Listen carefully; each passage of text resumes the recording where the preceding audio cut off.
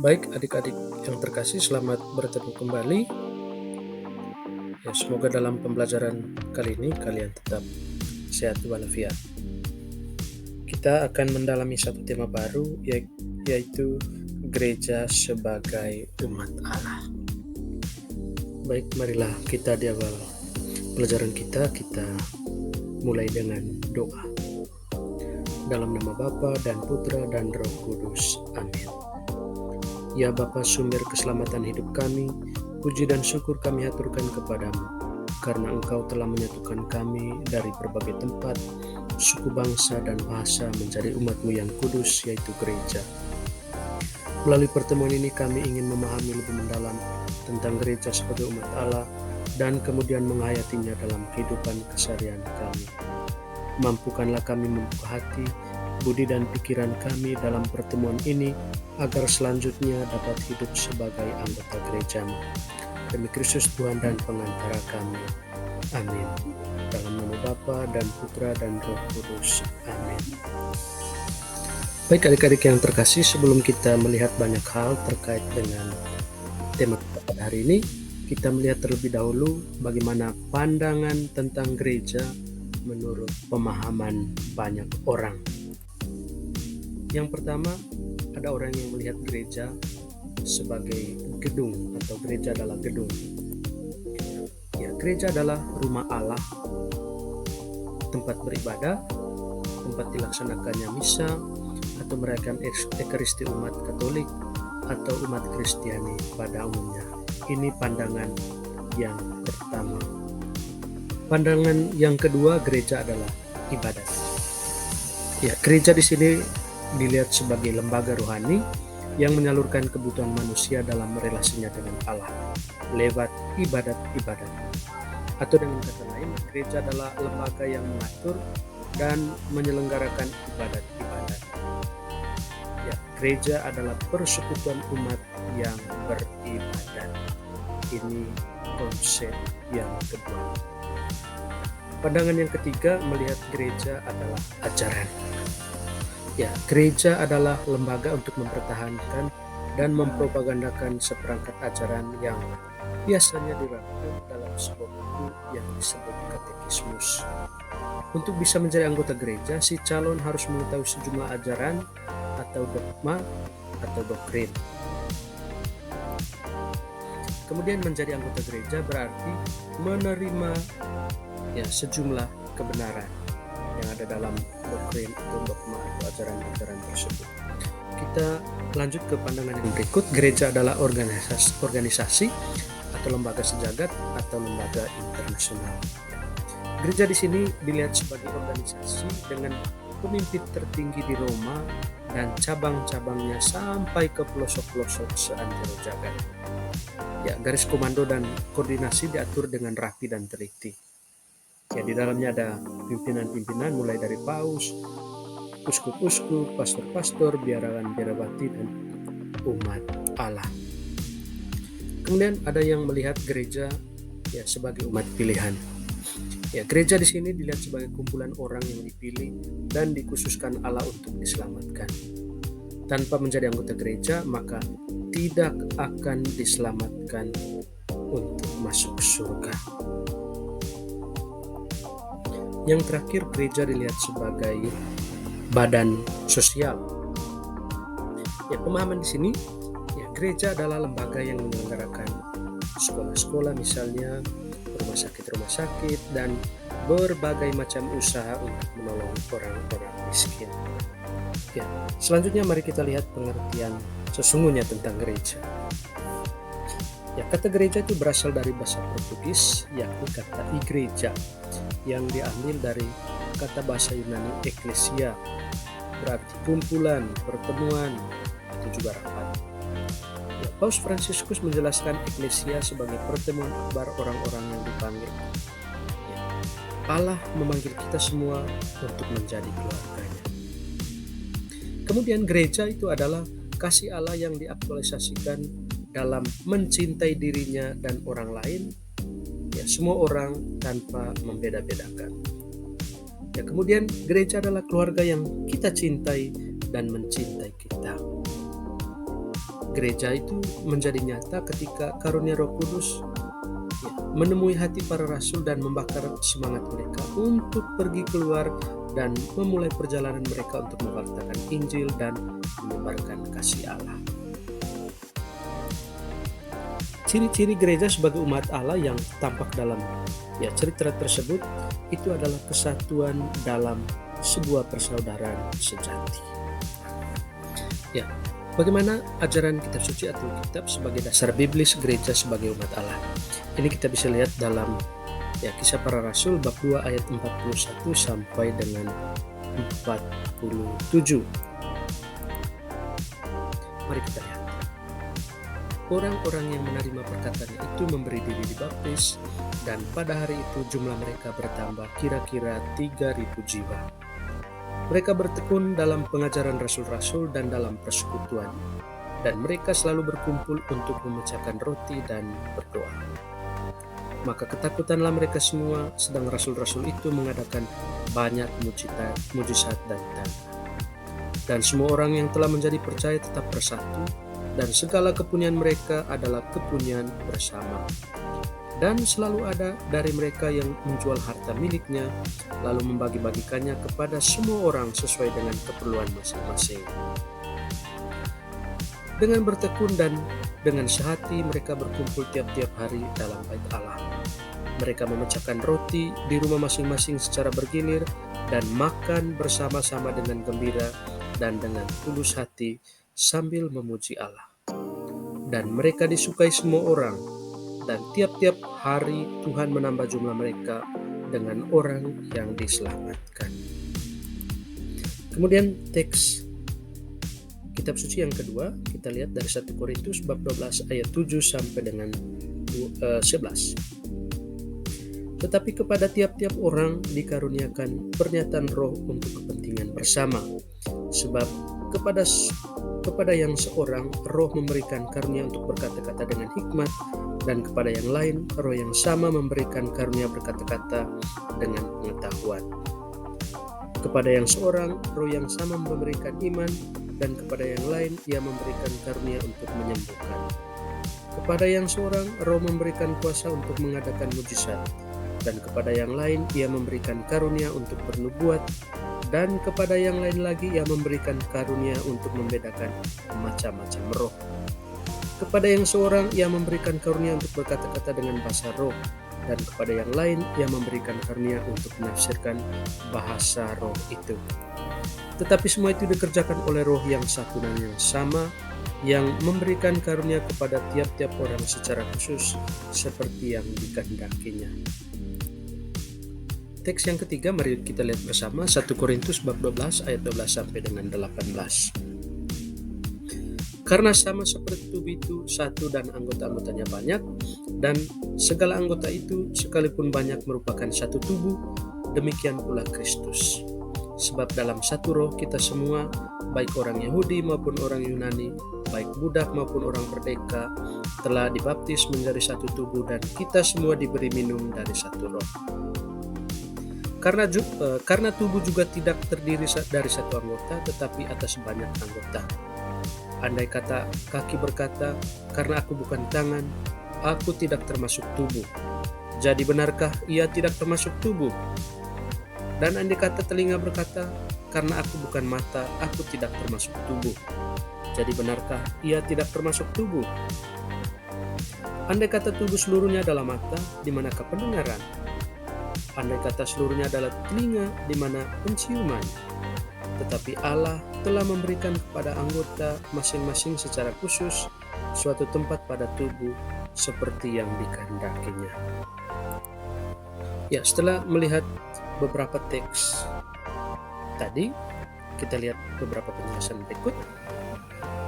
Hidup mengumat itu pada dasarnya merupakan hakikat gereja itu sendiri, karena hakikat gereja adalah persaudaraan cinta kasih seperti yang dicerminkan oleh hidup umat perdana.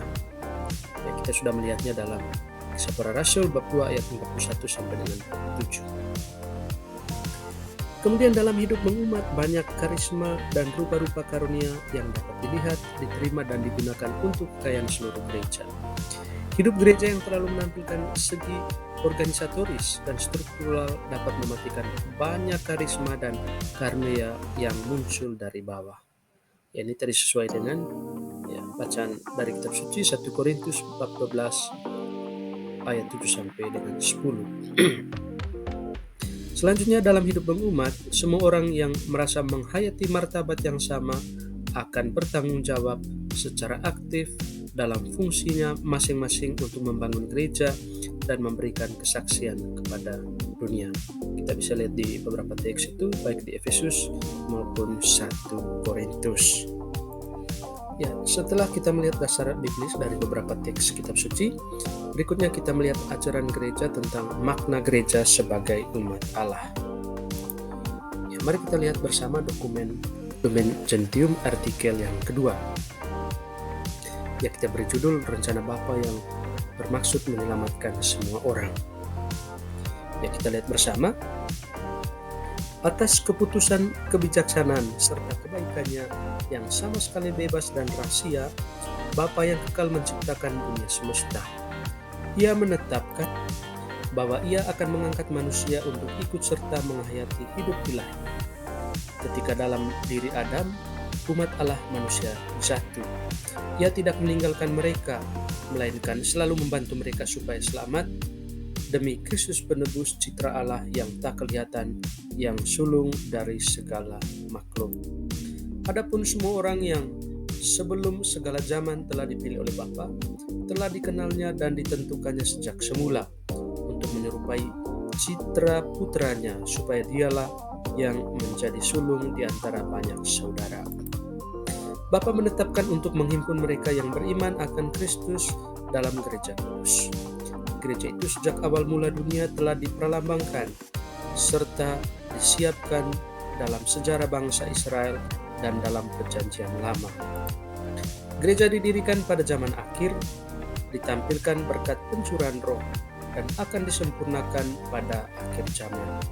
Dan pada saat itu, seperti tercantum dalam karya tulis para bapa yang suci, semua orang yang benar sejak Adam, dari Abil yang saleh hingga orang terpilih yang terakhir, akan dipersatukan dalam gereja semesta di hadirat Bapa.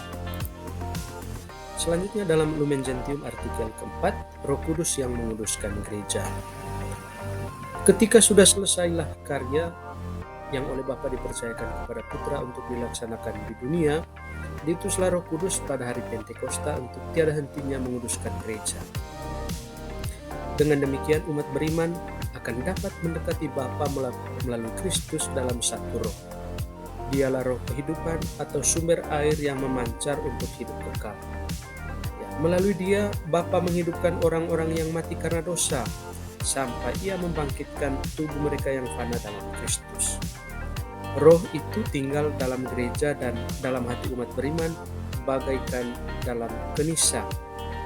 Dalam diri mereka ia berdoa dan memberi kesaksian tentang pengangkatan mereka menjadi putra. Oleh roh gereja diantar kepada segala kebenaran, dipersatukan dalam persekutuan serta pelayanan, diperlengkapi dan dibimbing dengan aneka kurnia hierarkis dan karismatis, serta disemarakan dengan buah-buahnya. Dengan kekuatan Injil, Roh meremajakan gereja dan tiada hentinya membaharuinya, sebab mengantarkannya kepada persatuan sempurna dengan mempelainya. Sebab Roh dan mempelai berkata kepada Tuhan Yesus, "Datanglah." Demikianlah seluruh gereja nampak sebagai umat yang disatukan berdasarkan kesatuan Bapa dan Putra dan Roh Kudus. Kemudian gereja tubuh mistik Kristus. Dalam kodrat manusiawi yang disatukan dengan dirinya, Putra Allah telah mengalahkan maut dengan wafat dan kebangkitannya. Demikianlah ia telah menebus manusia dan mengubahnya menjadi ciptaan baru. Sebab ia telah mengumpulkan saudara-saudaranya dari segala bangsa, dan dengan mengaruniakan rohnya, ia secara gaib membentuk mereka menjadi tubuhnya. Dalam tubuh itu, hidup Kristus dicurahkan ke dalam umat beriman. Melalui sakramen-sakramen, mereka itu secara rahasia namun nyata dipersatukan dengan Kristus yang menderita dan dimuliakan.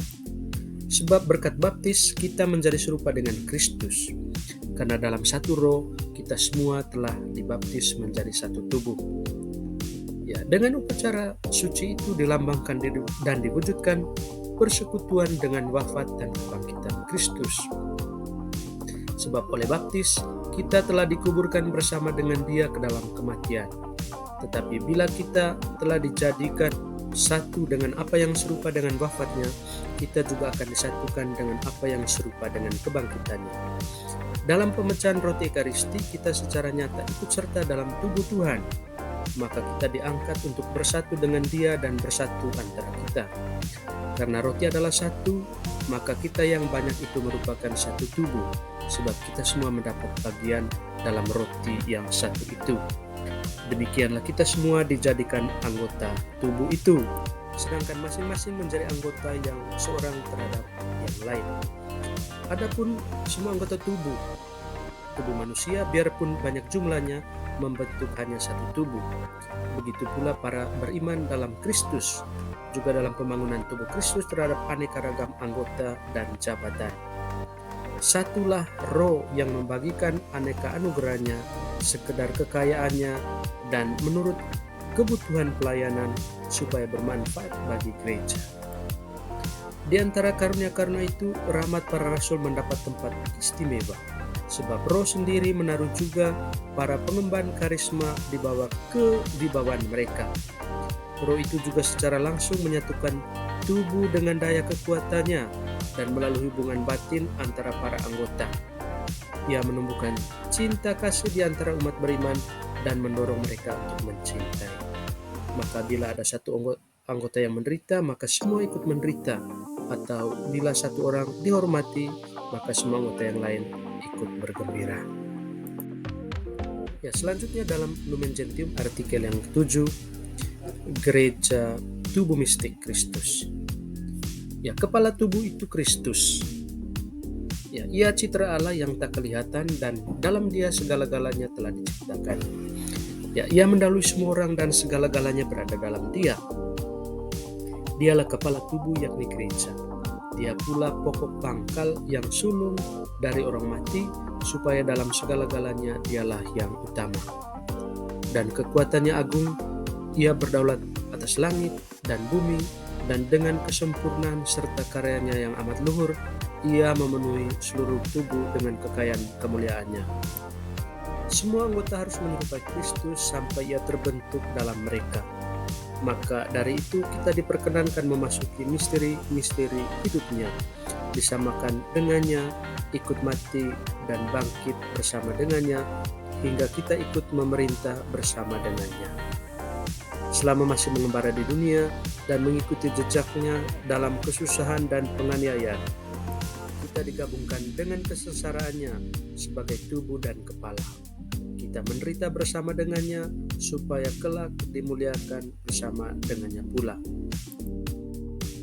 Dari Kristus seluruh tubuh yang ditunjang dan diikat menjadi satu oleh urat-urat dan sendi-sendi, menerima pertumbuhan ilahinya. Senantiasa Ia membagi-bagikan karunia-karunia pelayanan dalam tubuhnya yakni gereja. Berkat kekuatannya kita saling melayani dengan karunia-karunia itu agar selamat. Demikianlah, sementara mengamalkan kebenaran dalam cinta kasih, kita bertumbuh melalui segalanya menjadi Dia yang menjadi kepala kita, supaya kita tiada hentinya diperbarui dalam Kristus. Ia mengaruniakan rohnya kepada kita. Roh itu satu dan sama dalam kepala maupun para anggotanya, dan menghidupkan, menyatukan, serta menggerakkan seluruh tubuh sedemikian rupa, sehingga perannya oleh para Bapa Suci dapat dibandingkan dengan fungsi yang dijalankan oleh asas kehidupan atau jiwa dalam tubuh manusia. Adapun Kristus mencintai gereja sebagaimana mempelainya.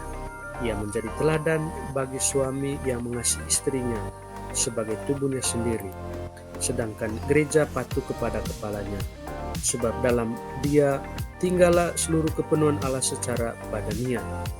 Ia memenuhi gereja yang merupakan tubuh dan kepenuhannya, dengan karunia-karunia ilahinya, supaya gereja menuju dan mencapai segenap kepenuhan Allah.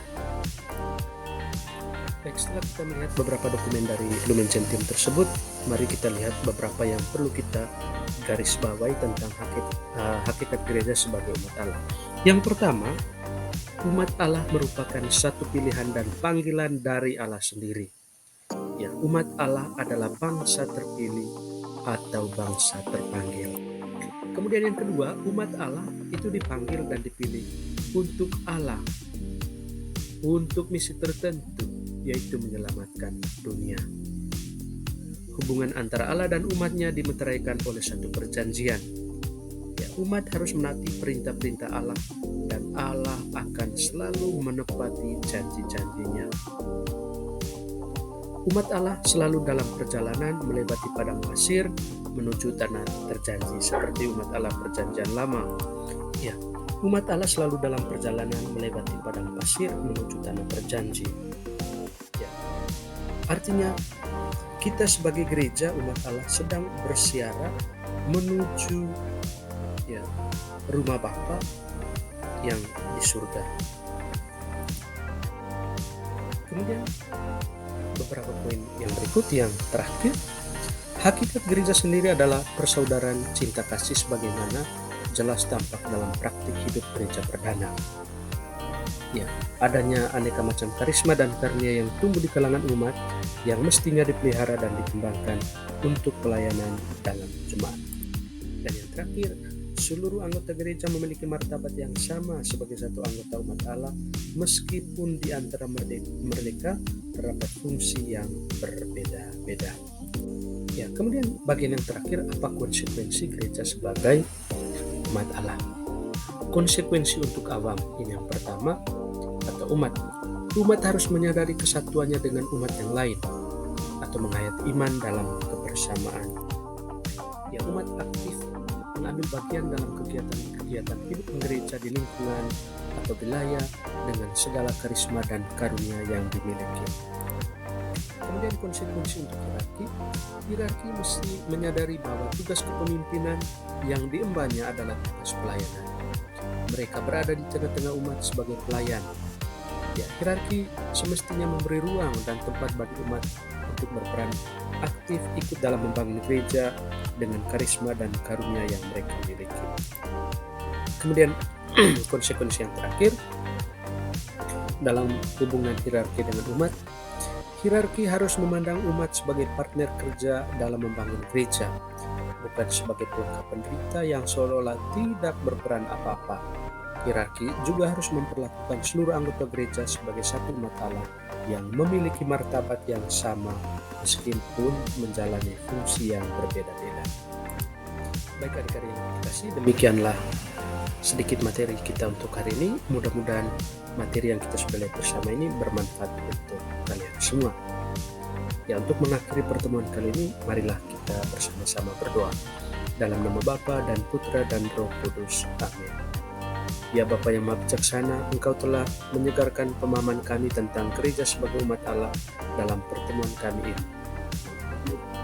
Kami mohon rahmatilah kami dengan Roh Kudus-Mu, agar kami semakin bangga dan dengan penuh semangat menjalani hidup kami sebagai anggota gereja, sebagai umat-Mu yang Kau tebus. Engkau yang hidup dan meraja, kini dan sepanjang masa. Amin. Dalam nama Bapa dan Putra dan Roh Kudus. Amin.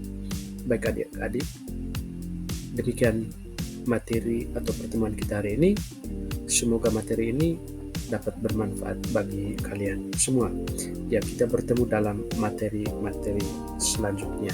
Sekian dan terima kasih.